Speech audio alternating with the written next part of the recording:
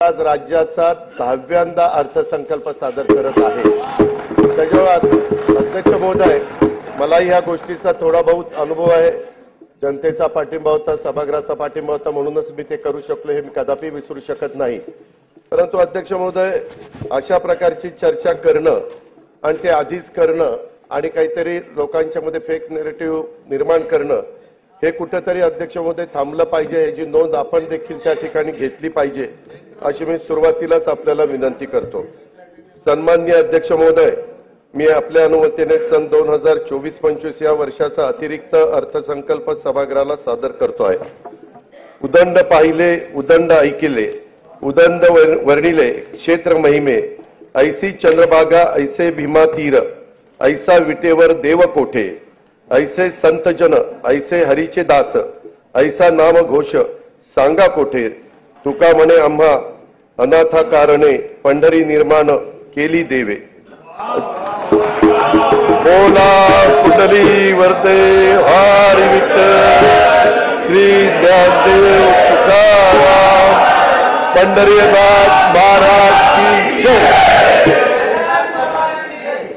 अध्यक्ष महोदय, श्री संत तुकाराम महाराजांनी वर्णन केलेल्या महाराष्ट्राचा आराध्य दैवत श्री विठ्ठलाच्या दर्शनाला अवघ्या महाराष्ट्रातून वैष्णवांच्या दिंड्या निघाल्या आहेत। जगद्गुरु संत तुकाराम महाराजांच्या पालखीचे आजच देहूतून प्रस्थान होते आहे। ज्ञानेश्वर माऊलींची पालखी उद्या आळंदीवरून निघेल।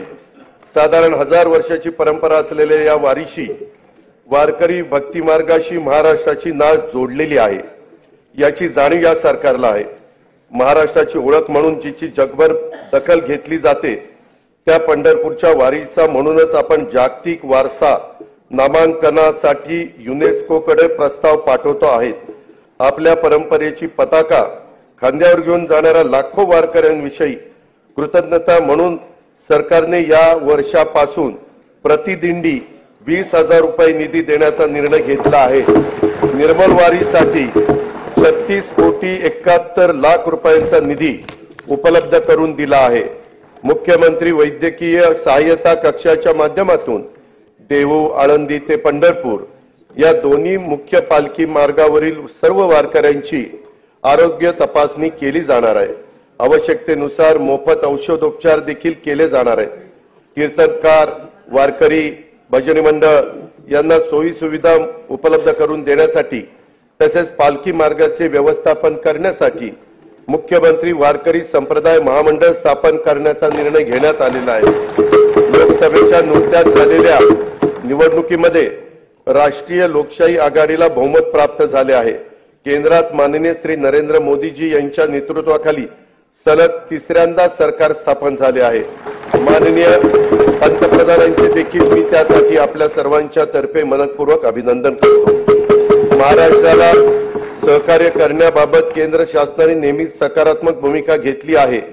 केंद्र शासनाच्या 3ऱ्यांदा सरकार आल्यानंतर पहिल्याच मंत्रिमंडळाच्या बैठकीमध्ये महाराष्ट्र राज्यातील 76,200 कोटी रुपये किमतीचा वाढवण बंदर प्रकल्पाला मंजुरी देण्यात आली आहे।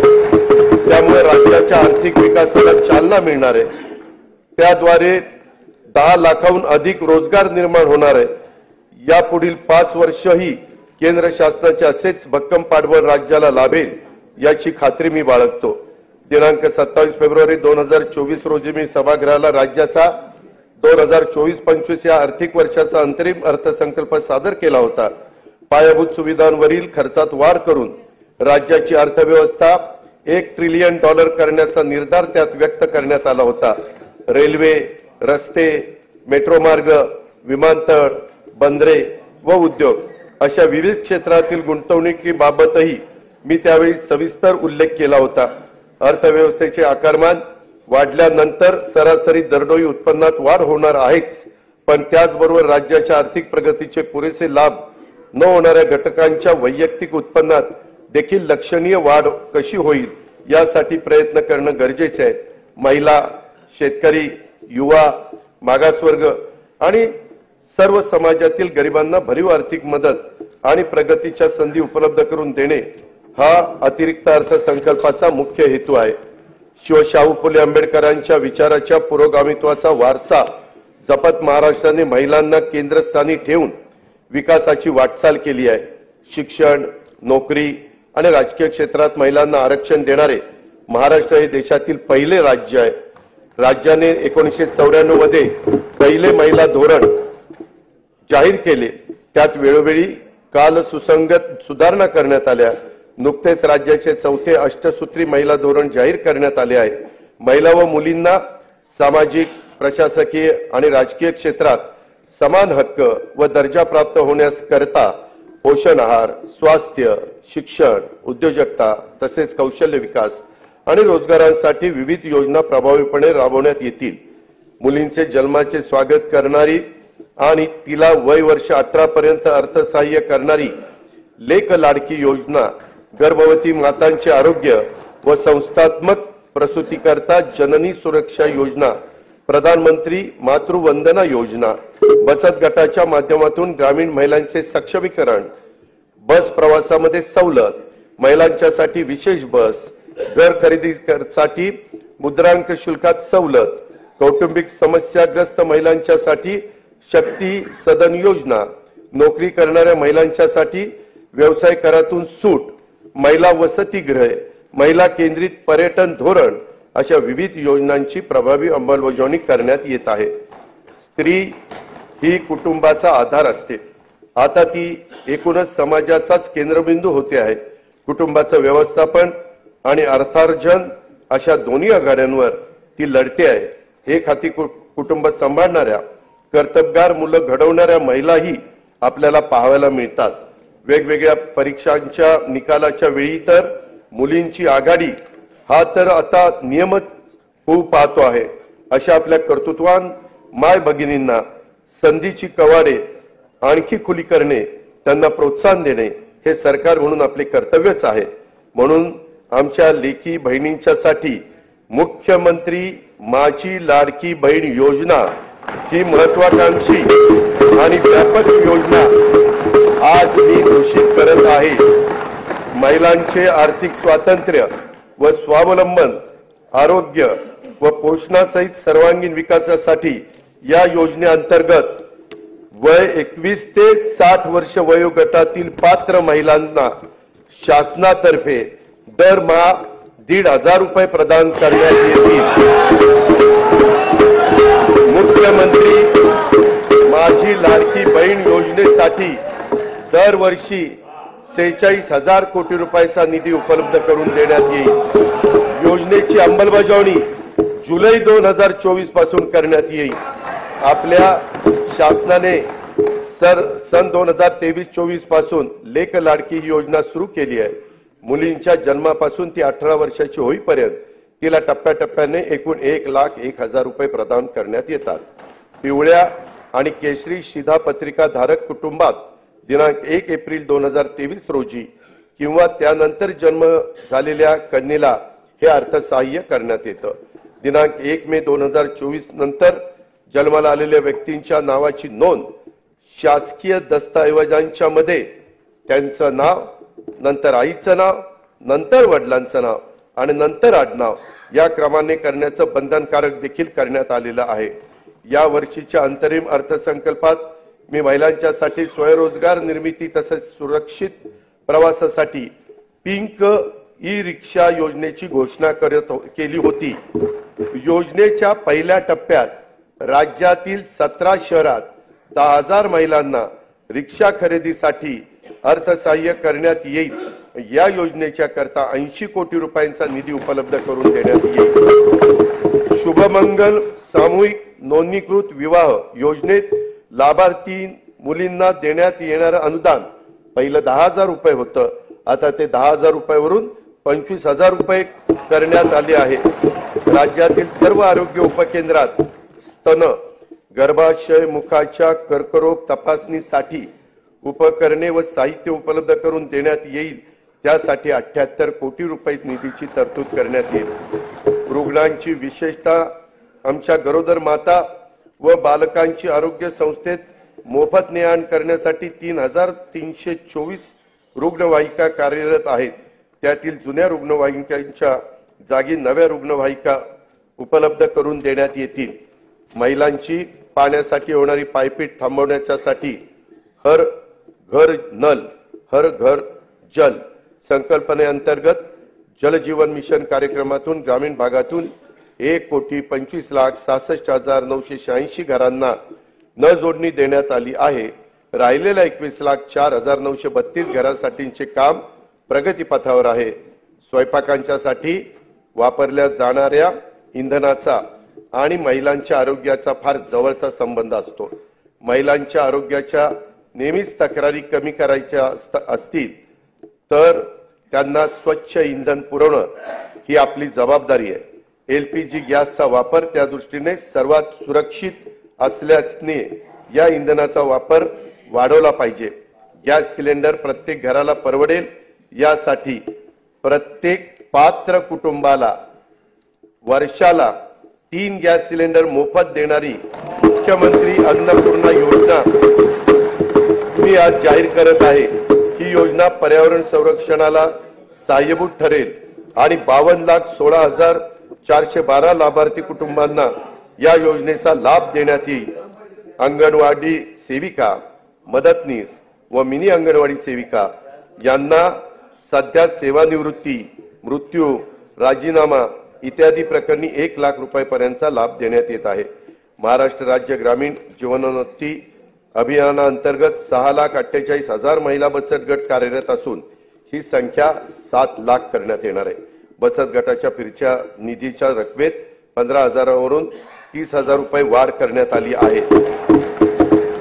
उल्वे, नवी मुंबई येथे युनिटी मॉल बांधण्यात येत असून त्यातून महिला बचत गट व कारागिरांना उत्पादनाच्या प्रदर्शन व विक्रीसाठी हक्काचे व्यासपीठ उपलब्ध होईल। महिला बचत गटांनी उत्पादित केलेल्या वस्तूंना सध्या उमेद मार्ट आणि ई-कॉमर्स ऑनलाईन प्लॅटफॉर्म तसेच प्रदर्शनाच्या माध्यमातून बाजारपेठ उपलब्ध करून दिली जाते। याद्वारे आतापर्यंत 15 लाख महिला ह्या लखपती दीदी होण्याचा मान मिळाला असून या वर्षात 25 लाख महिलांना लखपती करण्याचं उद्दिष्ट शासनाने ठरवलेलं आहे। महिला लघु उद्योजकांसाठी या आर्थिक वर्षापासून पुण्यश्लोक अहिल्यादेवी होळकर महिला स्टार्टअप योजना सुरू करण्यात येणार आहे।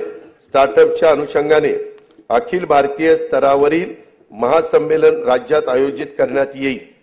पर्यटन क्षेत्रातील महिला लघु उद्योजकांनी 15 लाख रुपयांपर्यंत घेतलेल्या कर्जावरील व्याजाचा परतावा शासनाकडून करण्यासाठी आई योजना सुरू करण्यात आली आहे। त्यातून 10,000 रोजगार निर्माण होणार आहे।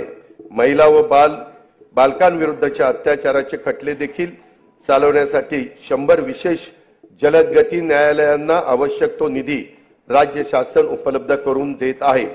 राज्यामधील व्यावसायिक शिक्षणामध्ये मुलींचं प्रमाण वाढवण्यास शासन कटिबद्ध आहे। अभियांत्रिकी, वास्तुशास्त्र, औषध निर्माण शास्त्र, वैद्यकीय तसेच कृषी विषयक सर्व व्यावसायिक पदविका अभ्यासक्रमासाठी प्रवेशित 8 लाख रुपयांपर्यंतच्या वार्षिक कौटुंबिक उत्पन्न असणाऱ्या इतर मागासवर्ग तसेच आर्थिक दृष्ट्या दुर्बल घटकातील मुलींना शिक्षण शुल्क व परीक्षा शुल्कामध्ये 100% प्रतिपूर्ती करण्यात येईल। अध्यक्ष महोदय, या निर्णयाचा लाभ सुमारे 2,05,000 मुलींना होणार आहे। शैक्षणिक वर्ष 2024-25 पासून ही योजना सुरू करण्यात येणार असून सुमारे 2,000 कोटी रुपयांचा भार दरवर्षी राज्य सरकार याकरता उचलणार आहे। स्वावलंबी शेतकरी संपन्न शेतकरी हे ब्रीद जपत शेतकऱ्यांना विविध पातळीवर सहाय्य करण्यासाठी शासन कटिबद्ध आहे। बी बियाणासाठी थेट अनुदान, सिंचन सुविधा, आधुनिक तंत्रज्ञानाचा वापर, शेतीपूरक उद्योगांना प्रोत्साहन, शेतमालाचे मूल्यवर्धन, शेतमाल साठवणूक, बाजारपेठेची उपलब्धता इत्यादींबाबत विविध योजना राबवण्यात येत आहे। शासनाने सन 2023-24 या आर्थिक वर्षापासून शेतकऱ्यांना आर्थिक सहाय्य करण्यासाठी नमो शेतकरी महासन्मान निधी, 1 रुपयात पीक विमा, गोपीनाथ मुंडे शेतकरी सुरक्षा सानुग्रह अनुदान अशा विविध योजना सुरू केलेल्या आहेत। शेती आणि संबंधित क्षेत्राच्या ठळक तरतुदीकडे मी आता सभागृहाचं लक्ष वेधित आहे। नैसर्गिक आपत्तीमुळे झालेल्या शेती पिकांच्या नुकसानापोटी शेतकऱ्यांना जुलै 2022 पासून 15,245 कोटी 76 लाख रुपयांची मदत करण्यात आलेली आहे। नोव्हेंबर डिसेंबर 2023 मधील अवकाळी पावसामुळे बाधित झालेल्या 24,47,000 शेतकऱ्यांना आतापर्यंत 2,253 कोटी रुपयांची मदत देण्यात आली आहे। नुकसानीच्या क्षेत्राची मर्यादा 2 ऐवजी यावेळेस 3 हेक्टर करण्यात आली आहे। राज्य आपत्ती प्रतिसाद निधीच्या निकषापेक्षा अधिक दराने ही मदत करण्यात आली आहे। खरीप हंगाम 2023 करता राज्यातील 40 तालुक्यांमध्ये दुष्काळ तर 1021 महसूल मंडळामध्ये दुष्काळ सदृश परिस्थिती जाहीर करण्यात आली असून तिथे विविध सवलती लागू करण्यात आल्या आहेत।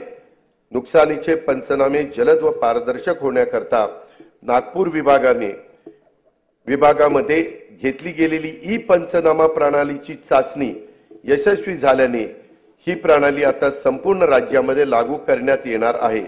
नमो शेतकरी महासन्मान निधी योजनेअंतर्गत आज तागायत एकूण 92,43,000 शेतकरी कुटुंबांना 5,318 कोटी 47 लाख रुपयाचं अनुदान देण्यात आलेलं आहे। 1 रुपयात पीक विमा योजनेअंतर्गत 59,57,000 शेतकऱ्यांना 3,504 कोटी 66 लाख रुपयाची रक्कम आजपर्यंत अदा करण्यात आलेली आहे।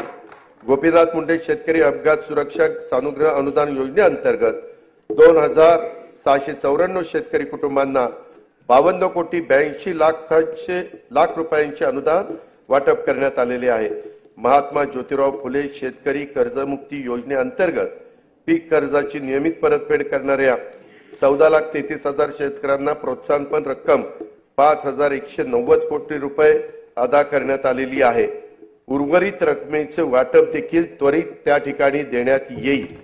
नानाजी देशमुख कृषी संजीवनी प्रकल्पाच्या पहिल्या टप्प्यात विदर्भ आणि मराठवाड्यातील 16 जिल्ह्यांच्यासाठी 5,469 कोटी रुपयांच्या विविध योजना यशस्वीपणे पूर्ण करण्यात आल्या आहेत। या प्रकल्पाचा 6,000 कोटी रुपये किमतीचा दुसरा टप्पा 21 जिल्ह्यांमध्ये राबवण्यात येणार आहे। माननीय बाळासाहेब ठाकरे कृषी व्यवसाय व ग्रामीण परिवर्तन प्रकल्पाअंतर्गत 1,561 कोटी 64 लाख रुपये किमतीच्या 767 उपप्रकल्पांना मंजुरी देण्यात आली आहे। त्याचा लाभ सुमारे 9 लाख शेतकऱ्यांना होणार आहे। विदर्भ आणि मराठवाड्यातील 14 विपत्तीग्रस्त जिल्ह्यातील केशरी शिधापत्रिका धारक शेतकऱ्यांना अन्नधान्याऐवजी दरमहा रोख रक्कम अदा करण्यात येते। मे 2024 पर्यंत या पद्धतीने 11,85,000 लाभार्थींना 113 कोटी 36 लाख रुपये अदा करण्यात आले आहेत। राष्ट्रीय कृषी विकास योजना आणि राज्य पुरस्कृत कृषी यांत्रिकीकरण योजनेतून गेल्या 3 वर्षात 2,14,000 शेतकऱ्यांना ट्रॅक्टर आणि पॉवर ट्रेलर आदी यांत्रिकी शेती उपकरणांच्या खरेदीसाठी 1,239 कोटी रुपयाचं अनुदान देण्यात आलेलं आहे।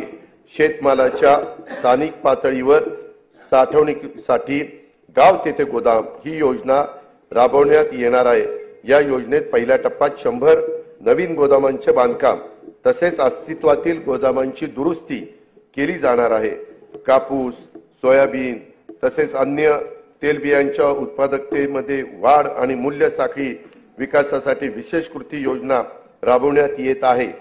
या योजनेसाठी सन 2024-25 मध्ये 341 कोटी रुपयाचा निधी उपलब्ध करून देण्यात येत आहे।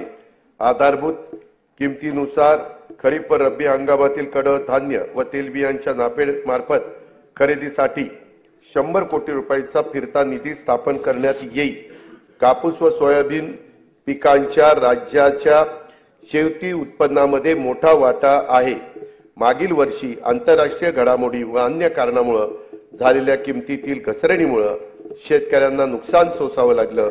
शेतकऱ्यांना दिलासा देण्यासाठी खरीप पणन हंगाम 23-24 मध्ये कापूस व सोयाबीन उत्पादक शेतकऱ्यांना 2 हेक्टर प्रमाणे हेक्टरच्या मर्यादेत प्रति हेक्टरी 5,000 रुपयाचं अर्थसहाय्य देण्याची घोषणा मी करीत आहे। अध्यक्ष महोदय, ही घोषणा खरं तर निर्णय कॅबिनेटनी मागच घेतला होता, पण 3 दिवसात आचारसंहिता लागली त्यामुळे नंतर आम्हाला त्याचे जे काही वितरण करायचं होतं ते करता आलेलं नव्हतं। आता आम्ही पुन्हा हे आचारसंहिता संपल्यावर हे 5,000 रुपयाचं अर्थसहाय्य देणं हे कापूस सोयाबीन शेतकऱ्यांच्या करता तो निर्णय सरकारने घेतलेला आहे। कांदा उत्पादक शेतकऱ्यांना अर्थसहाय्य करण्यासाठी सन 2023-24 या वित्तीय वर्षात 350 रुपये प्रति क्विंटल प्रमाणे 851,66,00,000 रुपये अनुदान देण्यात आलं आहे। कांदा आणि कापसाच्या हमीभावाने खरेदी करण्यासाठी प्रत्येकी 200 कोटी रुपयाचा फिरता निधी निर्माण करण्यात येत आहे। खरीप पडन हंगाम 2023-24 मध्ये 6 लाख धान उत्पादक शेतकऱ्यांना प्रति हेक्टरी 20,000 रुपयाप्रमाणे 1,350 कोटी रुपये प्रोत्साहन रक्कम प्रदान करण्यात आली आहे। शासकीय नवीन दुग्ध व्यवसाय उद्योजकता प्रकल्प सुरू करणार आहे। पशुसंवर्धन, दुग्ध व्यवसाय, पशुचारा आणि पशुखाद्य उत्पादन या क्षेत्रात नव उद्योजक निर्माण करणे, रोजगार आणि स्वयंरोजगाराच्या माध्यमातून शेतकऱ्यांच्या मध्ये आर्थिक उन्नती साधणे, पशूंची उत्पादकता वाढवणे हा या प्रकल्पाचा उद्देश आहे। नोंदणीकृत 2,93,000 गायींचे दूध उत्पादकांना प्रति लिटर 5 रुपये प्रमाणे 223,83,00,000 रुपये अनुदान वितरित करण्यात आले आहे। राहिलेले अनुदान देखील त्वरित वितरित करण्यात येईल। तसेच गायीचे दूध उत्पादक शेतकऱ्यांना आधार देण्यासाठी 1 जुलै पासून प्रति लिटर 5 रुपयाप्रमाणे अनुदान देण्याची योजना 1 जुलै 2024 पासून पुढे चालू ठेवण्यात येईल असेही मी जाहीर करत आहे। शेळी मेंढी पालन व्यवसायातील संख्यात्मक व गुणात्मक वाढीसाठी पुण्यश्लोक अहिल्यादेवी होळकर महाराष्ट्र मेंढी व शेळी विकास महामंडळाच्या भाग भांडवलात लक्षणीय वाढ करण्यात आली आहे। शेळी मेंढी पालन आणि कुक्कुट पालनाला प्रोत्साहन देण्यासाठी 2 नवीन प्रकल्प राबवण्यात येत आहे। राज्याचा मत्स्य उत्पादनात गेल्या 2 वर्षात मोठ्या प्रमाणामध्ये वाढ झाली आहे। मत्स्य बाजार स्थापना तसेच मासळी विक्री सुविधांच्यासाठी आवश्यक निधी उपलब्ध करून देण्यात येणार आहे। अटल बांबू समृद्धी योजनेतून 10,000 हेक्टर खासगी क्षेत्रावर बांबूंची लागवड करण्यात येणार आहे। त्यासाठी शेतकऱ्यांना बांबू रोपे तसेच इतर आवश्यक बाबींकरता प्रति रोपासाठी 175 रुपयाचं अनुदान देण्यात येणार आहे। राज्यातील पडीक जमिनीवर मोठ्या प्रमाणावर बांबूची लागवड करण्यात येणार आहे। नंदुरबार जिल्ह्यातील 1,20,000 रुपये क्षेत्रावर बांबूची लागवड करून या योजनेची सुरुवात करण्यात येणार आहे। वन्य प्राण्यांच्या हल्ल्यात जीवितहानी झाल्यास द्यावयाच्या नुकसान भरपाईच्या रकमेत 20 लाख रुपयावरून 25 लाख रुपये आणि त्यात कायमचं अपंगत्व आल्यास 5 लाख रुपयावरून 7.5 लाख रुपये, गंभीर जखमी झाल्यास 1.25 लाख रुपयावरून 5 लाख रुपये, किरकोळ जखमी झाल्यास 20,000 रुपयावरून 50,000 रुपये अशा प्रकारची वाढ करण्यात आली आहे। शेती पिकाच्या नुकसान भरपाई करता देय रकमेत कमाल मर्यादेत पहिली 25,000 रुपये होती ती आता आम्ही 50,000 रुपये वाढ करतोय। पशुधन हानीच्या नुकसान भरपाईतही भरीव अशा प्रकारची वाढ करीत आहोत। विविध कारणांमुळे अपूर्ण राहिलेले सिंचन प्रकल्प पूर्ण करण्यासाठी गेल्या 2 वर्षापासून विशेष मोहीम राबवण्यात येत आहे। आतापर्यंत 108 प्रकल्पांना सुप्रमा देण्यात आलेली आहे। जयंत पाटील साहेब 108 प्रकल्पांना आपल्या वेळेस काय पुढे जायचंच नाही। ते येत्या 2 वर्षात 61 प्रकल्प पूर्ण होणे अपेक्षित आहे। या प्रकल्पातून सुमारे 3,65,000 हेक्टर सिंचन क्षमता निर्माण होणार आहे। राज्यातील कार्यान्वित प्रकल्पाच्या अपेक्षित आणि प्रत्यक्ष सिंचन क्षमतेतील तफावत दूर करण्यासाठी महाराष्ट्र सिंचन सुधारणा कार्यक्रम हाती घेण्यात येत आहे। या कार्यक्रमातून 155 प्रकल्पांच्या कालवे वितरण प्रणालीची सुधारणा करण्यात येणार आहे। येत्या 3 वर्षात त्यामुळे सुमारे 4,28,000 हेक्टर वाढीव क्षेत्राला प्रत्यक्ष सिंचनाचा लाभ होणार आहे। अध्यक्ष महोदय, विविध अपूर्ण सिंचन प्रकल्प पूर्ण करणे तसंच प्रकल्पाच्या वितरण प्रणालीतील सुधारणांच्यासाठी नाबार्डकडनं 15,000 कोटी रुपयाचं दीर्घ मुदतीचं अर्थसहाय्य मंजूर झालेलं आहे। ते आपण केव्हाही उचलू शकतो आणि हे प्रकल्प मार्गी लावू शकतो। उपसा सिंचन योजनांना वापरल्या जाणाऱ्या विजेचा खर्च कमी करणं तसंच शाश्वत वीज पुरवठ्यासाठी म्हैसाळ जिल्हा सांगली तसेच येथे पथदर्शी सौर ऊर्जा प्रकल्प राबवण्यात येणार आहे। या प्रकल्पाची अंदाजित किंमत 1,594 कोटी रुपये असून त्याचा लाभ सांगली आणि सोलापूर जिल्ह्यातील सुमारे 75,000 शेतकरी कुटुंबांना होणार आहे। स्वच्छ व हरित ऊर्जेचे ध्येय साध्य करण्यासाठी सर्व शासकीय उपसा जलसिंचन योजना सौर ऊर्जीकरण करण्यात येणार आहे। त्यामध्ये जनाई शिरसाई पुरंदर या उपसा सिंचन योजनांचाही समावेश आहे। या योजनांच्यासाठी 4,200 कोटी रुपयाचा खर्च अपेक्षित आहे। विदर्भातील नागपूर वर्धा अमरावती यवतमाळ अकोला बुलढाणा या जिल्ह्यातील 3,71,277 हेक्टर क्षेत्रात सिंचनाचा लाभ देण्यासाठी वैनगंगा नळगंगा नदीजोड प्रकल्पाद्वारे गोसीखुर्द प्रकल्पातून 62.57 टीएमसी पाणी वळवण्याचे नियोजन आहे। कोल्हापूर आणि सांगली जिल्ह्यातील पुरामुळे होणारी जीवित विविधहानी टाळावी आणि अतिरिक्त पाणी दुष्काळग्रस्त भागात वळवता यावे यासाठी जागतिक बँकेच्या सहाय्याने 3,200 कोटी रुपये किमतीचा महाराष्ट्राचा प्रतिसादक्षम विकास कार्यक्रम राबवण्यात येणार आहे। जलयुक्त शिवार अभियान 2 अंतर्गत मार्च 2024 अखेर 49,651 कामे पूर्ण झाली असून यावर्षी 650 कोटी रुपयांचा निधीची तरतूद करण्यात आली आहे। गाळ मुक्त धरण गाळ युक्त शिवार योजनेअंतर्गत राज्यातील एकूण 338 जलाशयातून गाळ काढण्याचं काम सुरू आहे। लोकसहभागाच्या आतापर्यंत 83,39,39,818 घनमीटर गाळ काढण्यात आला आहे।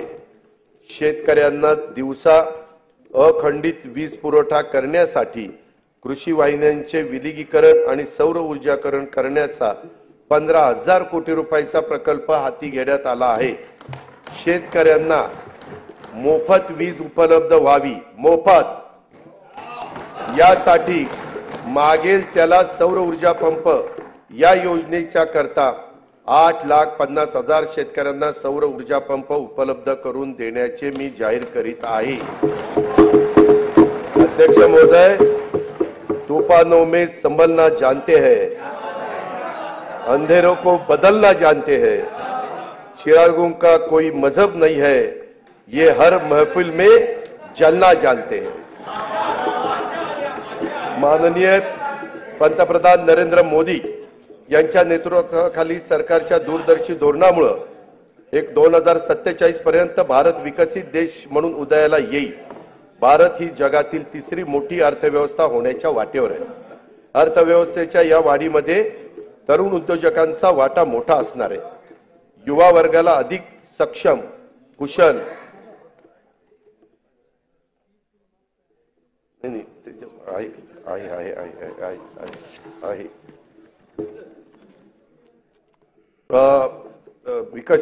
भारत ही जगातील तिसरी मोठी अर्थव्यवस्था होण्याच्या वाटेवर आहे। अर्थव्यवस्थेच्या या वाढीमध्ये तरुण उद्योजकांना वाटा मोठा असणार आहे। युवा वर्गाला अधिक सक्षम व कुशल आणि तंत्रस्नेही करण्यासाठी कौशल्य उद्योजकता विकासाच्या तसेच आर्थिक पाठबळ देण्याबाबत योजना सुरू आहेत। त्या अधिक परिणामकारक राबवण्याचा तसेच नवीन योजना सुरू करण्याचा शासनाचा मानस आहे। मी आता युवा वर्गासाठीच्या योजनांच्याकडे सभागृहाचं लक्ष वेधतो। राज्यातील विविध शैक्षणिक संस्थांच्या मधून दरवर्षी 11 लाख विद्यार्थी पदविका पदवी पदव्युत्तर परीक्षा उत्तीर्ण होतात। प्रमाणपत्र व अल्प मुदतीत अभ्यासक्रम पूर्ण करणाऱ्या विद्यार्थ्यांची संख्या देखील मोठी असते। औद्योगिक आणि बिगर औद्योगिक आस्थापनांमध्ये प्रत्यक्ष कामाद्वारे प्रशिक्षण घेतल्यास गरजू युवकांना रोजगाराची संधी तसेच उद्योगांना प्रशिक्षित मनुष्यबळ उपलब्ध व्हावे या उद्देशाने दरवर्षी 10 लाख तरुण तरुणींना प्रत्यक्ष कामावरील प्रशिक्षण देण्यासाठी मुख्यमंत्री युवा कार्य प्रशिक्षण योजना मी जाहीर करीत आहे। या योजनेअंतर्गत शासनामार्फत प्रशिक्षणार्थी दरमहा 10,000 रुपये प्रमाणे विद्यावेतन देण्यात येईल। त्यासाठी दरवर्षी 10,000 कोटी रुपयाचा खर्च अपेक्षित आहे। शासनाच्या योजनांची माहिती जनतेपर्यंत पोहोचवण्यासाठी दरवर्षी 50,000 युवकांना कार्य प्रशिक्षण देण्यात येईल। जागतिक बँक सहाय्यित 2,307 कोटी रुपये किमतीच्या मानवी विकासासाठी उपयोजित ज्ञान आणि कौशल्य विकास प्रकल्पाअंतर्गत 500 औद्योगिक प्रशिक्षण संस्थांची दर्जा वाढ तसेच मॉडेल ITI जागतिक कौशल्य केंद्र महाराष्ट्र राज्य कौशल्य विद्यापीठ डेटा सेंटर अशा विविध संस्थांचे बळकटीकरण आणि उद्योजकता विकास कार्यक्रम राबवण्यात येणार आहे। मुंबई, पुणे, नागपूर, अमरावती, यवतमाळ, कोल्हापूर, छत्रपती संभाजीनगर, कराड जिल्हा सातारा, अवसारी खुर्द जिल्हा पुणे येथील तंत्र शिक्षण संस्थांच्या मध्ये सेंटर ऑफ एक्सलन्स स्थापन करण्यास मान्यता देण्यात आली आहे। पंडित दीनदयाळ उपाध्याय रोजगार मेळावा व नमो महारोजगार मेळाव्यातून रोजगार इच्छुक युवांना नोकरीची संधी उपलब्ध करून दिल्या जात आहेत। या माध्यमातून सन 2023-24 मध्ये 95,478 उमेदवारांची नोकरीसाठी निवड झाली आहे। स्वामी विवेकानंद आंतरराष्ट्रीय कौशल्य विकास प्रबोधिनी मुंबईत गोवंडी येथे कार्यान्वित झाली आहे। राज्याच्या ग्रामीण भागात 511 प्रमोद महाजन ग्रामीण कौशल्य विकास केंद्रे स्थापन करण्यात आली असून या केंद्रातून 15 ते 45 वयोगटातील 18,980 उमेदवार कौशल्य प्रशिक्षण घेत आहेत। विविध समाज घटकांच्यासाठी रोजगारभिमुख प्रशिक्षण कार्यक्रम तसेच संशोधनाचे काम करण्यासाठी आदिवासी संशोधन प्रशिक्षण संस्था TRTI, डॉक्टर बाबासाहेब आंबेडकर संशोधन व प्रशिक्षण संस्था बार्टी, छत्रपती शाहू महाराज संशोधन व प्रशिक्षण संस्था सारथी, महात्मा ज्योतिबा फुले संशोधन व प्रशिक्षण संस्था महाज्योती, महाराष्ट्र संशोधन व प्रशिक्षण प्रबोधिनी अमृत इत्यादी संस्था काम करतायत। या संस्थांच्या मार्फत एकूण 2,51,393 विद्यार्थ्यांना रोजगारभिमुख प्रशिक्षण देण्यात आले असून त्यापैकी 52,000 विद्यार्थ्यांना नोकरीच्या संधी प्राप्त झालेल्या आहेत। शाश्वत ऊर्जा, आरोग्य तसेच कृषी क्षेत्रात कृत्रिम बुद्धिमत्तेच्या वापराबाबत संशोधनासाठी राज्यातील विद्यापीठ आणि संशोधक यांच्या संयुक्त विद्यमाने संशोधन व नव उपक्रम केंद्रे स्थापित करण्यात आली आहेत। त्यासाठी विद्यापीठ व शासनाकडून प्रत्येकी 50 कोटी रुपये असा 100 कोटी रुपयांचा निधी उपलब्ध करून देण्यात येणार आहे। शबरी आदिवासी वित्त व विकास महामंडळामार्फत राबवण्यात येणाऱ्या स्वयंरोजगार अर्थसहाय्याच्या योजनेच्यासाठी 100 कोटी रुपयाची निधीची तरतूद करण्यात आलेली आहे। अनुसूचित जाती, अनुसूचित जमाती, विमुक्त जाती, भटक्या जमाती, इतर मागासवर्ग, विशेष मागास प्रवर्ग तसेच खुल्या प्रवर्गातील विद्यार्थ्यांना विदेशात उच्च शिक्षणासाठी शिष्यवृत्ती योजना राबवण्यात येत आहे। अल्पसंख्याक समुदायातील विद्यार्थ्यांसाठी देखील सन 2024-25 पासून विदेशी शिक्षणासाठी शिष्यवृत्ती योजना लागू करण्यात आली आहे। वसतिगृहात प्रवेश न मिळालेल्या आर्थिक दृष्ट्या दुर्बल घटकातील विद्यार्थ्यांना शैक्षणिक वर्ष 23-24 पासून डॉक्टर पंजाबराव देशमुख वसतिगृह निर्वाह भत्ता योजनेअंतर्गत भरीव वाढ करून दरवर्षी 38 ते 60,000 रुपयापर्यंत निवास भत्ता देण्यात येत आहे।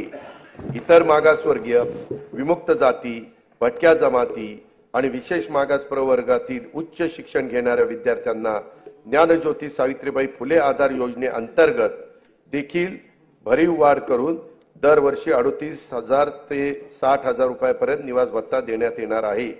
गोपीनाथ मुंडे ऊसतोड कामगार विकास महामंडळामार्फत ऊसतोड कामगारांच्या मुलामुलींच्यासाठी 82 शासकीय वसतिगृह स्थापन करण्यास मंजुरी देण्यात आलेली आहे। राज्यात सध्या 1 लाख लोकसंख्येमागे 84 डॉक्टर आहेत।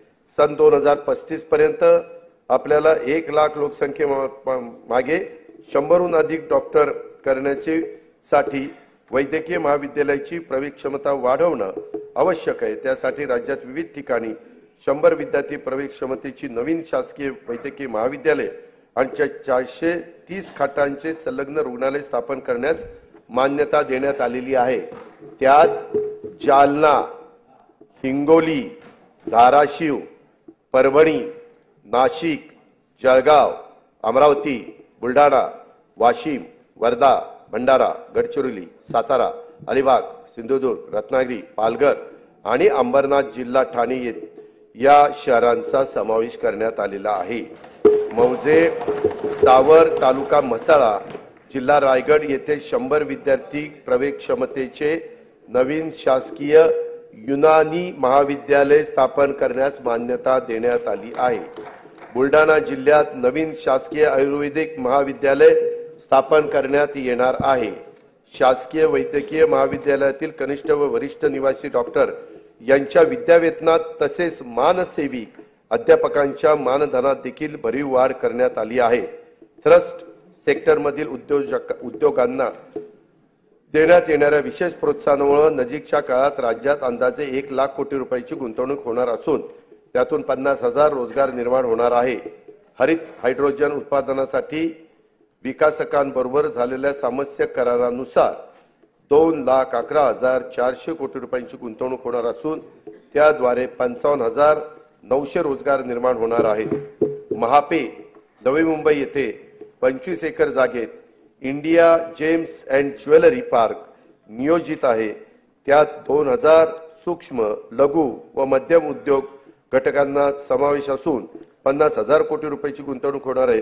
त्यातून 1 लाख रोजगार निर्माण होतील। एकात्मिक व शाश्वत वस्त्रोद्योग धोरण 2023 ते 28 जाहीर करण्यात आले असून या अंतर्गत 5 वर्षात 25,000 कोटी रुपयांची भरीव गुंतवणूक आणि 5 लाख रोजगार अपेक्षित आहे। कॅप्टिव्ह मार्केट योजनेमुळे सूतगिरणी, यंत्रमाग, प्रोसेसिंग, पॅकिंग तसेच वाहतूक क्षेत्रात मोठ्या प्रमाणावर रोजगार निर्माण होणार आहे। खाजगी गुंतवणूक वाढवण्यासाठी लघु वस्त्रोद्योग संकुले तसेच टेक्निकल टेक्सटाईल पार्क उभारण्याचे शासनाने ठरवलेले आहे। सिंधुदुर्ग जिल्ह्यात आंतरराष्ट्रीय दर्जाचे स्कुबा डायव्हिंग केंद्र सुरू करण्यात येणार असून बुडीत जहाजावरील प्रवाळाचे दर्शन हे त्यांचे विशेष आकर्षण असेल। या प्रकल्पासाठी 20 कोटी रुपये खर्च अपेक्षित आहे। त्यातून 800 ते 1000 स्थानिकांना रोजगार उपलब्ध होईल। अध्यक्ष महोदय, हयात लेके चलो, कायनात लेके चलो, चलो तो सारे जमाने को साथ लेकर चलो। दारिद्र्य निर्मूलन आणि जनतेचे राहणीमान उंचावण्यासाठी शासन अरे कधीतरी समाधान माना आहे, पुढे आहे। जनतेचे राहणीमान उंचावण्यासाठी शासन कटिबद्ध असून विविध योजनांच्या माध्यमातून अविरतपणे सामाजिक विकासाचे प्रयत्न सुरू आहेत। अनुसूचित जाती उपाययोजनेखाली शाळा, आश्रमशाळा, विद्यार्थ्यांकरता वसतिगृह, शिष्यवृत्ती, आरोग्य सेवा, रोजगार इत्यादी करता विविध योजना राबवण्यात येतात। आदिवासी विकास उपाय योजनेअंतर्गत बालकांच्या पोषणामध्ये वाढ करण्यासाठी भारतरत्न डॉक्टर APJ अब्दुल कलाम अमृत आहार योजना, शासकीय आश्रमशाळांमध्ये विज्ञान केंद्राची उभारणी करण्यासाठी नमो आदिवासी स्मार्ट शाळा अभियान, वसतिगृहात प्रवेश न मिळालेल्या विद्यार्थ्यांना उच्च शिक्षणासाठी पंडित दीनदयाळ उपाध्याय स्वयं योजना, वस्त्यांना पायाभूत सुविधा उपलब्ध करून देण्यासाठी ठक्कर बाप्पा आदिवासी विकास योजना आदी योजनांच्या माध्यमातून पुरेसा निधी उपलब्ध करून देण्यात येत आहे। इतर मागासवर्ग, विमुक्त जाती, भटक्या जमाती, विशेष मागास प्रवर्गातील घटकांना उन्नती करता विविध योजना राबवण्यात येतात। या प्रवर्गातील विद्यार्थ्यांच्या करता आश्रमशाळा, ऊसतोड कामगारांच्या मुलांच्यासाठी आश्रमशाळा, विद्यानिकेतन, धनगर समाजासाठीच्या विविध योजना, क्रांती ज्योती सावित्रीबाई फुले शिष्यवृत्ती योजना, डॉक्टर पंजाबराव देशमुख वसतिगृह योजना, तांडा वस्ती मुक्त वसाहत योजना इत्यादी योजनांच्या माध्यमातून पुरेसा निधी उपलब्ध करून देण्यात येत आहे। राज्यातील सर्व बौद्ध, जैन, शीख, पारसी, ख्रिश्चन व मुस्लिम या अल्पसंख्याक समुदायातील घटकांच्या विकासाकरता हे सरकार वचनबद्ध आहे। सामाजिक व आर्थिक दृष्ट्या दुर्बल घटकांच्यासाठी असलेल्या योजना परिणामकारक राबवणे, नवीन योजना, विशेष योजना आखणे आणि त्यासाठी पुरेसा आर्थिक तरतूद करणे, या धोरणातून सर्व स्वरूपातील सार्वत्रिक दारिद्र्य नाहीसे करणे हे शाश्वत विकास ध्येय साध्य करण्याचा आमचा निश्चय आहे। त्या दृष्टीने महत्त्वाच्या योजना मी सभागृहावर सादर करीत आहे। संजय गांधी निराधार योजना आणि श्रावणबाळ सेवा राज्य निवृत्ती योजनेतून आर्थिक दुर्बल घटकातील निराधार, विधवा आणि दिव्यांग वृद्ध नागरिकांना दरमहा अर्थसहाय्य देण्यात येते। या अर्थसहाय्यात 1000 रुपयावरून 1500 रुपये अशी वाढ करण्यात आली आहे। सन 2023-24 मध्ये 45,60,000 लाभार्थींना या योजनेतून 7,145 कोटी रुपयांचं वाटप देखील करण्यात आलं आहे। महिला आर्थिक विकास महामंडळ, महाराष्ट्र राज्य इतर मागासवर्ग वित्त विकास महामंडळ, वसंतराव नाईक विमुक्त जाती व भटक्या जमाती विकास महामंडळ, महात्मा फुले मागासवर्गीय विकास महामंडळ, साहित्यरत्न लोकशाहीर अण्णाभाऊ साठे विकास महामंडळ, संत रोहिदास चर्मोद्योग व चर्मकार विकास महामंडळ, शबरी आदिवासी वित्त विकास महामंडळ, महाराष्ट्र राज्य सरकारी आदिवासी विकास महामंडळ, पुण्यश्लोक अहिल्यादेवी महाराष्ट्र मेंढी व शेळी विकास महामंडळ, अण्णासाहेब पाटील आर्थिक विकास महामंडळ, शामराव पेजे आर्थिक विकास महामंडळ, संत शिरोमणी गोरोबा काका महाराष्ट्र माती कला मंडळ, महाराष्ट्र राज्य ऑटो रिक्षा व टॅक्सी चालक मालक कल्याणकारी महामंडळ, मौलाना आझाद अल्पसंख्याक आर्थिक विकास महामंडळ अशा विविध महामंडळाच्या माध्यमातून विविध समाज घटकांना उन्नती करता योजना राबवण्यात येत आहे। वसंतराव नाईक विमुक्त जाती व भटक्या जमाती विकास महामंडळांतर्गत राजे उमाजी नाईक आर्थिक विकास महामंडळ आणि पैलवान कैलासवासी मारुती चव्हाण वडार आर्थिक विकास मंडळ नव्याने निर्माण करण्यात आलेले आहे। महाराष्ट्र राज्य इतर मागासवर्गीय वित्त विकास महामंडळांतर्गत संत काशीबा गुरव युवा आर्थिक विकास महामंडळ, जगज्योती महात्मा बसवेश्वर आर्थिक विकास महामंडळ, संत सेनाजी महाराज केश शिल्पी महामंडळ नव्याने निर्माण करण्यात आलेले आहे। पानपिंपरी आणि मुसळीचे उत्पादन करणाऱ्या बारी समाजाच्या आर्थिक, सामाजिक आणि शैक्षणिक विकासासाठी संत श्री रूपलाल महाराज आर्थिक विकास महामंडळाची स्थापना करण्यात येणार आहे। नव्याने निर्माण करण्यात आलेल्या तसेच कार्यरत महामंडळाच्या निधीची पुरेशी तरतूद त्या ठिकाणी करण्यात येईल। 15 डिसेंबर 2022 पासून दिव्यांग कल्याण विभागाचे कामकाज सुरू झाले आहे। दिव्यांगांच्यासाठी शिक्षण, क्रीडा, कौशल्य विकास, प्रशिक्षण, रोजगार, उद्योग क्षेत्रातील विविध योजना राबवून त्यांना स्वावलंबी व सक्षम बनवण्याचे उद्दिष्ट आहे। दिव्यांग व्यक्तीचे स्वतःचे हक्काचे घर व्हावे यासाठी धर्मवीर आनंद दिघे घरकुल योजना राबवण्यात येणार असून पहिल्या टप्प्यात 34,400 घरकुल बांधण्याचे प्रस्तावित आहे।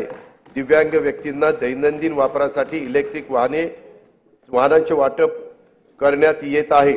राज्याने याच वर्षी तृतीयपंथीयांचं बाबतचं आपले धोरण जाहीर केलं आहे। शासन आणि सार्वजनिक प्राधिकरणाकडून होणाऱ्या भरती प्रक्रियेमध्ये तसेच सर्व शासकीय योजनांच्या मध्ये स्त्री पुरुषांबरोबरच तृतीयपंथी हा लिंग पर्याय उपलब्ध करून देण्यात आला आहे। त्यामुळे तृतीयपंथी समुदायाला राज्य शासनाच्या योजनांचा लाभ घेणे आता सुलभ होणार आहे। धनगर समाजाच्या शैक्षणिक व सामाजिक उपक्रमासाठी खारघर नवी मुंबई येथे 4000 चौरस मीटरचा भूखंड उपलब्ध करून देण्यात आलेला आहे। महाराष्ट्र घरेलू कामगार कल्याण महामंडळामार्फत नोंदणीकृत घरेलू कामगारांच्यासाठी विविध कल्याणकारी योजना राबवण्यात येत आहे। मौलाना आझाद अल्पसंख्याक आर्थिक विकास महामंडळ राबवण्यात येणाऱ्या योजनांच्या करता अधिक निधी उपलब्ध करून देण्यासाठी कर्जावरील शासन हमीची मर्यादा 30 कोटीवरून 500 कोटी रुपये करण्यात आली आहे। महात्मा ज्योतिराव फुले जन आरोग्य योजना राज्यातील सर्व कुटुंबांना लागू करण्यात आली आहे। आरोग्य विमा संरक्षणाची रक्कम प्रति कुटुंब 1,50,000 वरून आता 5 लाख रुपये करण्यात आली आहे। आतापर्यंत 1000 रुग्णालयामध्ये उपचाराची सोय होती, त्याच्यात आता 900 रुग्णालयांची भर पडणार असून योजनेअंतर्गत 1356 प्रकारचे उपचार उपलब्ध झाले आहेत। सार्वजनिक आरोग्य विभागाच्या रुग्णालयामध्ये तपासण्या, चाचण्या आणि उपचार मोफत करण्यात येतात। या निर्णयामुळे बाह्य रुग्ण, आंतररुग्ण, लहान शस्त्रक्रिया, एक्सरे चाचणी आणि प्रयोगशाळा चाचण्यांमध्ये भरीव वाढ झाली आहे। शहरी भागातील गरजू जनतेसाठी विनामूल्य तपासणी, वैद्यकीय चाचण्या व उपचारांच्यासाठी सुविधा असलेले हिंदू हृदय सम्राट बाळासाहेब ठाकरे आपला दवाखाना 347 ठिकाणी कार्यान्वित करण्यात आलेला आहे। महाराष्ट्र राज्य बिगर कृषी सहकारी पतसंस्था नियामक मंडळाला पतसंस्थांच्या स्थिरीकरण व तरलतेसाठी 100 कोटी रुपयांचा निधी उपलब्ध करून देण्यात येणार आहे। प्रधानमंत्री आवास योजना, रमाई आवास योजना, शबरी, पारधी व आदिम आवास योजना, मोदी आवास योजना, यशवंतराव चव्हाण मुक्त वसाहत योजना, पुण्यश्लोक अहिल्यादेवी होळकर घरकुल योजना इत्यादी माध्यमातून पुढील 5 वर्षात 35,40,491 घरकुल बांधण्यात येणार आहेत। सन 2024-25 मध्ये विविध घरकुल योजनांच्या करता 7,425 कोटी रुपयांची तरतूद करण्यात आलेली आहे। बृहन्मुंबई महानगरपालिका क्षेत्रातील गिरणी कामगारांना 12,954 सदनिका वितरित करण्यात केल्या असून उर्वरित सदनिका उपलब्ध करून देण्याचे नियोजन करण्यात आलेले आहे। चालूच आहे, कामच चालूच आहे। सन 2024-25 साठी स्वच्छ भारत अभियान ग्रामीणचा दुसऱ्या टप्प्यासाठी 1,886 कोटी 86 लाख निधीची तरतूद करण्यात आलेली आहे। राज्यातील अंगणवाडी कर्मचारी, आशा वर्कर, कोतवाल, पोलीस पाटील, ग्रामीण जीवनोन्नती अभियानातील संसाधन व्यक्ती यांच्या मानधनात भरीव वाढ करण्यात आलेली आहे। आता मी अर्थसंकल्पातील पायाभूत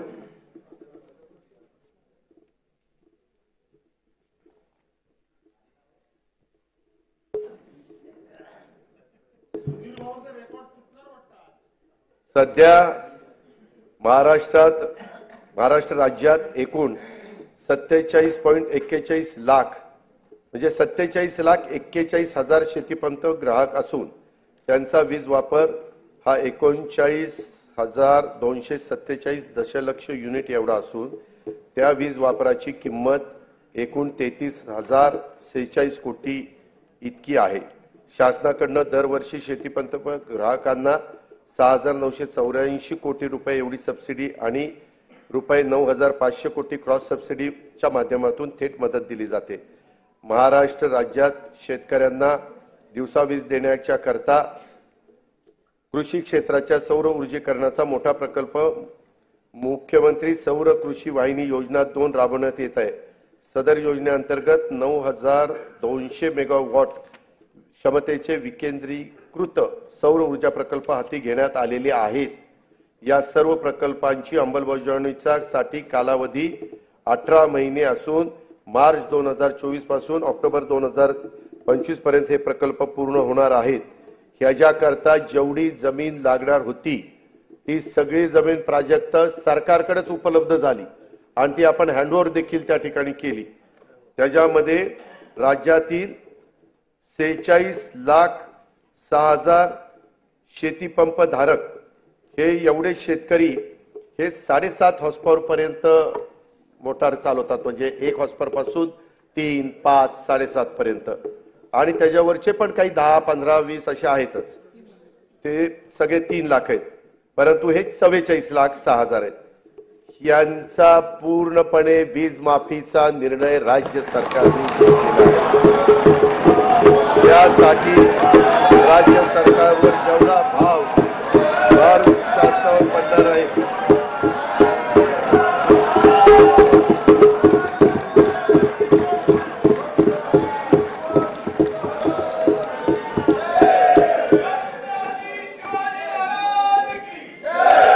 आता मी अर्थसंकल्पातील पायाभूत सुविधा आणि अन्य महत्त्वाच्या सभागृहाचे लक्ष वेधतो। मुंबई, पुणे व नागपूर शहरांमध्ये एकूण 449 किलोमीटर लांबीच्या मेट्रो मार्गिका उभारण्याची मान्यता देण्यात आली असून 127 किलोमीटर लांबीच्या मार्गिका वाहतुकीसाठी खुल्या करण्यात आल्या आहेत। तसेच या आर्थिक वर्षात आणखी 37 किलोमीटर लांबीच्या मार्गिका वाहतुकीसाठी खुल्या करण्यात येणार आहे। शिवडी नावाशेवा प्रकल्पांतर्गत शिवडी वरळी जोड रस्त्यांचे 57% काम झाले असून डिसेंबर 2025 अखेर या प्रकल्पाचे काम पूर्ण करण्यात येणार आहे। बाळकूम येथे गायमुख या नियोजित ठाणे किनारी मार्गाची लांबी 13.45 किलोमीटर असून सुमारे 3,364 कोटी रुपये किमतीचे हे काम मे 2028 पर्यंत पूर्ण होणे अपेक्षित आहे। स्वराज्य रक्षक छत्रपती संभाजी महाराज मुंबई किनारी मार्गाचे बहुतांशी काम पूर्ण झाले असून दोन्ही मार्गिका अंशतः खुल्या करण्यात आल्या आहेत। प्रधानमंत्री ग्राम सडक योजनेच्या तिसऱ्या टप्प्यात सुमारे 6,500 किलोमीटर लांबीच्या रस्ते सुधारण्याचे उद्दिष्ट आहे। सद्यस्थितीत 2,303 किलोमीटर लांबीच्या रस्त्याचे काम पूर्ण झाले असून उर्वरित कामे प्रगतीपथावर आहेत। मुख्यमंत्री ग्राम सडक योजनेच्या तिसऱ्या टप्प्यात 23,000 किलोमीटर लांबीच्या रस्त्यांची कामे आगामी 3 वर्षात पूर्ण करण्यात येणार आहेत। भगवान बिरसा मुंडा जोड रस्ते योजनेसाठी 1,400 कोटी रुपयाचा तरतूद करण्यात आलेली आहे। संत सेवालाल महाराज जोड रस्ता योजना तसेच यशवंतराव होळकर जोड रस्ते योजनेची अंमलबजावणी लवकरच सुरू करण्यात येत आहे। परिवहन सेवेमध्ये सुधारणा तसेच हवेतील प्रदूषण कमी करण्यासाठी 19 महानगरपालिकांमध्ये पीएमई बस सेवा योजना राबवण्यात येणार आहे। इलेक्ट्रिक बसेस उपलब्ध करणे, बस आगारे आणि विद्युत पायाभूत सुविधा उभारणी आदी बाबींचा या योजनेमध्ये समावेश आहे। अग्निशमन सेवाचा विस्तार आणि आधुनिकीकरण करण्यासाठी 615 कोटी रुपयाची योजना राबवण्यात येणार आहे। ही योजना ड वर्ग महानगरपालिका, सर्व नगर परिषदा व नगरपंचायतीमध्ये राबवण्यात येईल। धर्मादाय आयुक्तांच्या अधिपत्याखाली कार्यालयाचा मुंबई, नंदुरबार, नांदेड, वर्धा, अमरावती, कोल्हापूर येथील इमारतींच्या बांधकामासाठी अस्तित्वातील इमारतींचे नूतनीकरण करण्यासाठी 125 कोटी रुपयाचा निधी उपलब्ध करून दिला जाणार आहे। माननीय बाळासाहेब ठाकरे स्मृती मातोश्री ग्रामपंचायत बांधणी योजनेअंतर्गत 2,567 ग्रामपंचायत कार्यालयाच्या बांधकामांना मान्यता देण्यात आली आहे। शिवकालीन 12 किल्ल्यांना जागतिक वारसा नामांकन प्राप्त व्हावे म्हणून युनेस्कोकडे प्रस्ताव पाठवण्यात आला आहे। कोकणातील कातळ शिल्पे, पंढरपूर वारी, दहीहंडी उत्सव आणि गणेशोत्सव याबाबतचे देखील प्रस्ताव पाठवण्यात येणार आहेत। शासनाकडून रायगड किल्ल्यावर शिवराज्याभिषेक सोहळा दरवर्षी साजरा करण्याचे ठरवले असून त्याचा आवश्यक तो निधी शासन उपलब्ध करून देणार आहे। वेंगुर्ला जिल्हा सिंधुदुर्ग येथे 66 कोटी रुपयाचे अंदाजित किमतीचा आंतरराष्ट्रीय दर्जाचा पाणबुडी प्रकल्प विकसित करण्यात येणार आहे। सातारा जिल्ह्यातील पश्चिम घाट परिसरातील पर्यटन स्थळाच्या विकासासाठी 381 कोटी 56 लाख रुपये किमतीचा एकात्मिक पर्यटन विकास आराखडा करण्यात आला आहे। या अंतर्गत श्री क्षेत्र महाबळेश्वर विकास, प्रतापगड किल्ला जतन व संवर्धन, सह्याद्री व्याघ्र पर्यटन आणि कोयना हेळवाक वन क्षेत्राअंतर्गत जलपर्यटनाचा समावेश आहे। पावसाळ्यात कल्याण नगर मार्गावरील माळशेज घाटाला भेट देणाऱ्या पर्यटकांची संख्या मोठी आहे। या घाटात सर्व सोयीयुक्त अत्याधुनिक व्ह्यूइंग गॅलरी उभारण्यात येईल। नागपूर जिल्ह्यातील रामटेक हे प्रभू रामचंद्राच्या पदस्पर्शाने पावन झालेले तीर्थक्षेत्र रामटेक विकास आराखड्यासाठी पहिल्या टप्प्यात 150 कोटी रुपयाच्या कामांना मान्यता देण्यात आली असून ही कामे प्रगतीपथावर आहे। आता दुसऱ्या टप्प्यातील 211 कोटी रुपयाची कामे देखील हाती घेण्यात येणार आहेत। आध्यात्मिक गुरु तथा समाज सुधारक बाबा जुमदेवजी यांना पावड दवना तालुका मौदा जिल्हा नागपूर येथील स्मारकासाठी 77 कोटी रुपये रकमेचा विकास आराखडा तयार करण्यात येणार आहे। संत ज्ञानेश्वर महाराजांची अजरामर ज्ञानेश्वरीची जिथे रचना केली त्या नेवासा येथील मंदिर परिसराचा देखील विकास आराखडा तयार करण्यात येणार आहे। कोल्हापूर शहरातील राजाराम तलावाकाठी अत्याधुनिक आंतरराष्ट्रीय कन्व्हेन्शन सेंटर उभारण्यात येईल। त्याचा प्लॅन फार सुंदर केलाय, तो तिथे आपण उभारणार आहोत। बीजे शासकीय वैद्यकीय महाविद्यालय पुणे येथे बहुउद्देशीय सभागृह उभारण्याकरता तसेच किसान शिक्षण प्रसारक मंडळ बोरगाव काळे तालुका जिल्हा लातूर या शैक्षणिक संस्थेला सुवर्ण महोत्सवी निमित्त भौतिक व शैक्षणिक सुविधांच्यासाठी विकास करण्यासाठी आवश्यक निधी उपलब्ध करून देण्यात येईल। छत्रपती संभाजी महाराजांच्या पदस्पर्शाने पावन झालेल्या शिराळा जिल्हा सांगली येथे त्यांचे स्मारक उभारण्यात येईल। श्री संत रूपलाल महाराजांचे समाधीस्थळ असलेले अंजनगाव सुरजी जिल्हा अमरावती येथे त्यांचे स्मारक उभारण्यात येणार आहे। आदिवासी कलांचे प्रदर्शन वृद्धी आणि कलाकारांना प्रोत्साहन देण्यासाठी हदगड तालुका सुरगाणा जिल्हा नाशिक येथे कलादालन स्थापन करण्यात येणार आहे। मुंबईतील साहित्यरत्न लोकशाहीर अण्णाभाऊ साठे संशोधन व प्रशिक्षण संस्थेचे 305 कोटी रुपयाच्या आराखड्याला मान्यता देण्यात आलेली आहे। जिल्हास्तर संस्थापक क्षमता वाढवून विकासाला चालना देण्यासाठी महास्ट्राईड हा 2232 कोटी रुपये किमतीचा प्रकल्प जागतिक बँकेच्या सहाय्याने राबवण्यात येणार आहे। भारतातील शेती मुख्यतः पावसावर अवलंबून आहे याची आपल्याला जाणीव आहे। मात्र गेल्या काही वर्षात झालेल्या जागतिक वातावरणातील बदलांमुळे मोसमी हवामान तीव्र बदल होत असून त्याचे दुष्परिणाम शेतकऱ्यांना भोगावे लागत आहे। अशा अडचणीत आलेल्या राज्यातील शेतकरी बांधवांना मदतीची गरज आहे। त्यासाठी त्यांना दिलासा देण्यासाठी मुख्यमंत्री बळीराजा वीज सवलत योजना जी मी आता सांगितली ती आपण देतोय। त्याचं नाव आहे मुख्यमंत्री बळीराजा वीज सवलत योजना आणि त्याच्यामध्ये आपण जवळपास ह्या सगळ्या कामाच्या करता मोफत वीज 7.5 हॉर्स पॉवर पर्यंत देतोय। म्हणून 14,761 कोटी रुपयाचा अनुदान स्वरूपात उपलब्ध करून देणार आहे। या अर्थसंकल्पातील विविध समाज घटकांच्यासाठी महत्त्वाकांक्षी नवीन योजना घोषित केल्या आहेत। राज्यातील सर्व योजनांचे लाभ लाभार्थ्यांच्यापर्यंत थेट पोहोचावेत यासाठी योजनांचे मूल्यमापन करून त्याचं सुसूत्रीकरण करण्यासाठी उच्चस्तरीय समिती देखील स्थापन करण्याचं ठरवण्यात आलेलं आहे। त्याच्यामुळे तिथं निधीची कुठली कमतरता कमी पडणार नाही।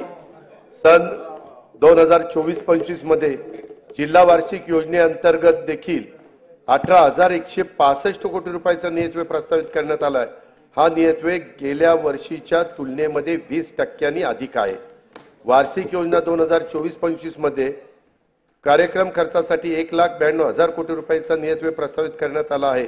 त्यामध्ये अनुसूचित जाती उपाय योजना 15,893 कोटी रुपये आणि आदिवासी विकास योजना 15,360 कोटी रुपये नियतव्ययाचा समावेश आहे। सन 2024-25 मध्ये एकूण खर्चासाठी 6,12,293 कोटी रुपयाचा तरतूद प्रस्तावित आहे। महसूल जमा 4,99,463 कोटी रुपये, महसुली खर्च 5,19,514 कोटी रुपये प्रस्तावित केलेला आहे।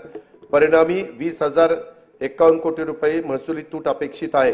राज्याची राजकीय तूट आणि महसुली तूट राजकोषीय उत्तरदायित्व व वित्तीय व्यवस्थापन कायद्याने निश्चित केलेल्या मर्यादेच्या आत ठेवण्यात शासन यशस्वी ठरले आहे।